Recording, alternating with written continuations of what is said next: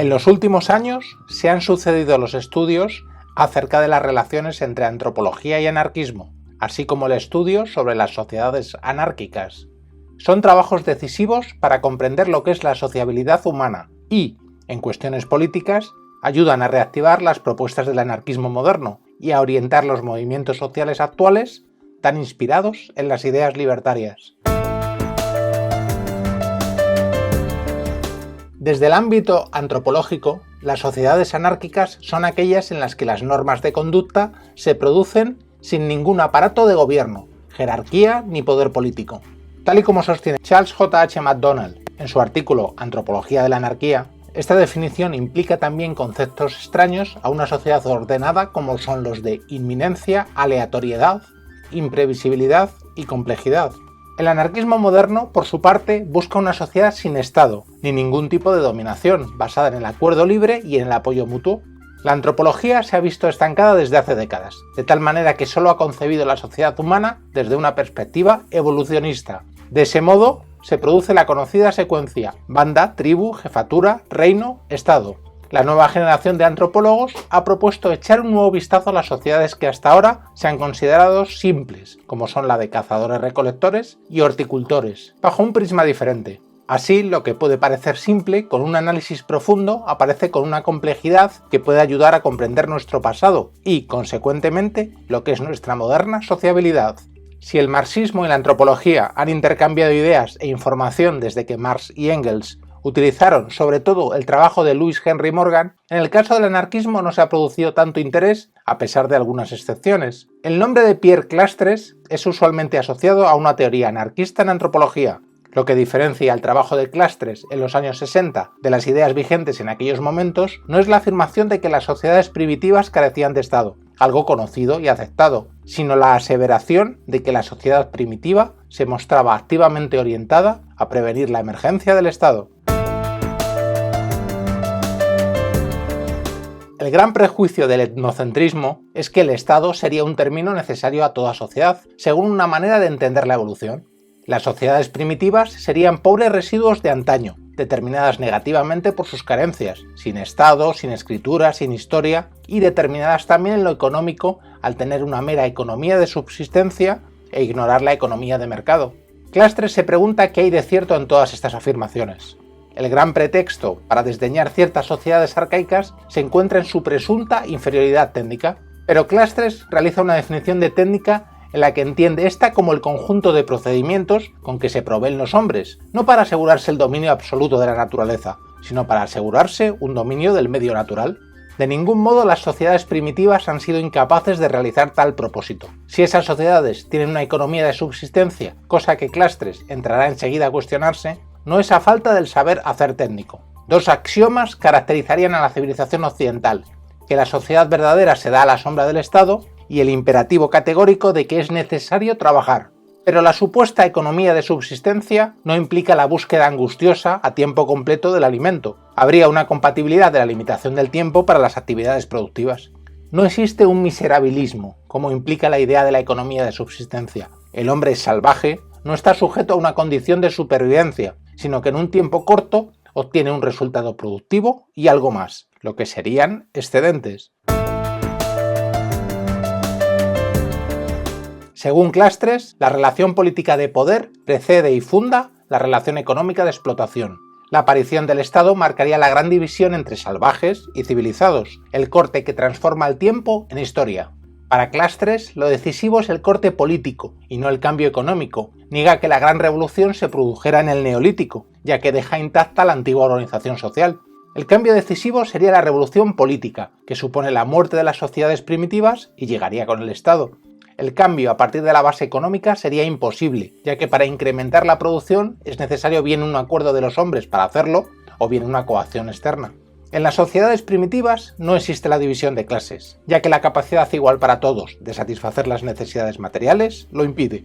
De igual modo, al no existir el intercambio de bienes y servicios, se impide la acumulación de propiedad privada, lo que hace imposible el deseo de poder o de poseer y parecer más que el vecino. El jefe de este tipo de sociedades no lo es de un Estado, No posee autoridad ni poder coercitivo. Su finalidad es acabar con los conflictos entre personas, familias o linajes, y ese reconocimiento se lo concede la sociedad por prestigio, atribución separada tajantemente de lo que sería el poder. La sociedad impide que la capacidad técnica que se le ha concedido al jefe se transforme en autoridad política, ya que existe un control estricto que impide que la persona vaya más allá en sus funciones. No obstante, el riesgo de que el jefe se extralimite en sus funciones y quiera imponer su proyecto individual a la tribu existe, por supuesto. Si esto se cumpliera, si la sociedad se pusiera al servicio del líder y no al revés, nacería el poder político, el Estado. Pero el poder político es casi imposible en la sociedad primitiva, ya que no hay un vacío que el Estado pueda llenar. Clastres considera que hay un campo que escapa al control absoluto de la sociedad para impedir la formación de un poder político. Se trata de la cuestión demográfica. El aumento de la densidad poblacional conmocionó a la sociedad primitiva, ya que solo funcionaría esta en el caso de ser poco numerosa. La articulación de lo demográfico con lo político es meta que el antropólogo considera más apropiada para el estudio sociológico. Otra teoría interesante a propósito del derrumbamiento de este mundo salvaje es la de que los profetas de estas sociedades, conscientes de esta catástrofe sociocósmica, decidieron dejar el mundo de los hombres y ganar el de los dioses. Identificaron el nacimiento del mal con la unidad, algo que en ellos tenía un sentido metafísico, pero que podía muy bien entroncar con la tradición de lucha contra el poder político, y su concreción, que sería el Estado. Clastres afirma que jefatura y lenguaje están muy ligados en la sociedad primitiva, pero si bien pudiera parecer la palabra opuesta a la violencia en el jefe salvaje por inocente, enseguida plantea el interrogante de que la sociedad primitiva pudiera empezar a escuchar otro discurso, la palabra profética, el discurso del poder. Ahí puede encontrarse el origen del poder, el comienzo del Estado en el verbo, la palabra profética que se concretó en nuestra cultura en el cristianismo. Irónicamente, y contestando nada menos que a Marx, Clastres dice que si la historia de los pueblos que tienen una historia es la historia de la lucha de clases, la historia de los pueblos sin historia es la historia de su lucha contra el Estado.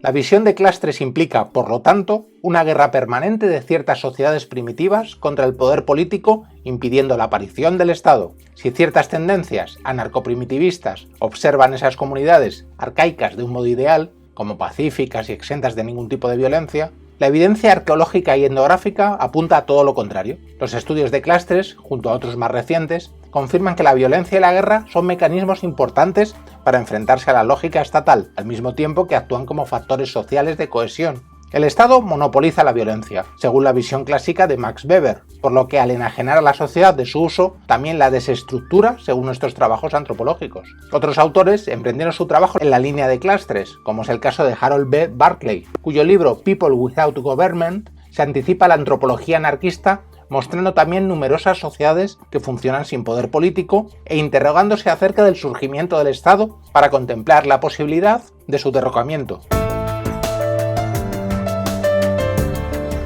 Más recientemente, David Graeber ha estimulado el interés acerca de qué podría ser una antropología anarquista, proponiendo una serie de ideas, haciendo provocativas preguntas y analizando en diversos ámbitos problemas sobre los que la antropología oficial no da respuestas. Este autor considera en respuesta a por qué existen tan pocos académicos interesados en el anarquismo que las propuestas libertarias de anticipación sobre una vida futura no encajan demasiado bien en una institución arcaica como la universitaria. A pesar de ello, hay que dejar claro que los anarquistas no están en contra de la teoría, por lo que son necesarias las herramientas adecuadas para el conocimiento y el análisis intelectual. El estudio antropológico del mundo ácrata concluye que el esfuerzo se dirige más en encontrar proyectos concretos fortalecidos por las diversas propuestas y no en demostrar que una u otra teoría es errónea. El trabajo de Graeber parte de dos premisas, la de que es posible otro tipo de sociedad en la que las instituciones coercitivas se eviten y la de que cualquier teoría anarquista debe renunciar a cualquier tentativa de vanguardia, al rechazar el papel de que una minoría actúe como dirigentes de las masas. En base a estas dos premisas, Graeber reactiva el papel de la utopía libertaria, tan denostada por el statu quo, y rechaza los acontecimientos históricos como inevitables. Un considerable número de investigadores ha demostrado ya la existencia de multitud de sociedades autogobernadas y con una economía dirigida a satisfacer a sus miembros, nada que ver con el Estado y el capitalismo. El proyecto intelectual propuesto por Graeber puede tener dos momentos. Uno etnográfico, dirigido a proporcionar un modelo de cómo funcionaría una práctica revolucionaria no vanguardista, y otro utópico, en el que la imaginación adopte un papel como principio político.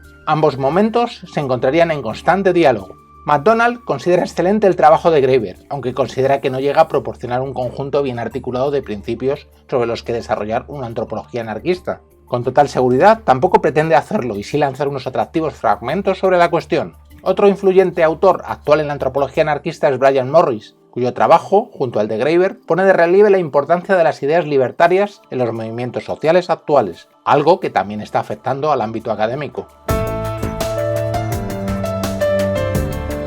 Todavía hoy existen en diversos lugares del mundo comunidades anárquicas, que pueden verse como remanentes de lo que pudo haber sido el paradigma dominante de sociabilidad entre los seres humanos. El mismo se basa en una diversidad de lazos débiles y de manera paralela en una serie de circunstancias que posibilitan la cooperación. Tal y como lo describe MacDonald, se trataba de una vida social imprevisible, de una creación de grupos aleatoria y de una cultura compleja. Esas comunidades eran pequeñas por necesidad, basadas en las relaciones personales y multientrelazadas, muy probablemente pacíficas y con seguridad igualitarias. Esas comunidades anárquicas no tenían, algo que cambiaría con cierta probabilidad el paradigma de la sociabilidad, la invención de la corporación y sí fuertes lazos personales basados en la dependencia. Esos lazos, convertidos en la base de la estructura social, pudieron ser transferidos a una corporación, una entidad abstracta, trascendente y colectiva, como es el caso de la nación. Así, la existencia de corporaciones a las que los seres humanos prometen lealtad es central en la actual vida económica, política, social y moral. A pesar de ello, los paradigmas sobre la sociabilidad humana y consecuentemente sobre la posibilidad de comunidades más libres e igualitarias continúan siendo objeto de la investigación antropológica. Es por eso que es más necesario que nunca seguir trabajando por una teoría antropológica de la anarquía que revitalice el anarquismo moderno, nos dé una nueva perspectiva sobre nuestra historia social y oriente a aquellos movimientos sociales que caminan hacia la autonomía y a la autogestión de la sociedad.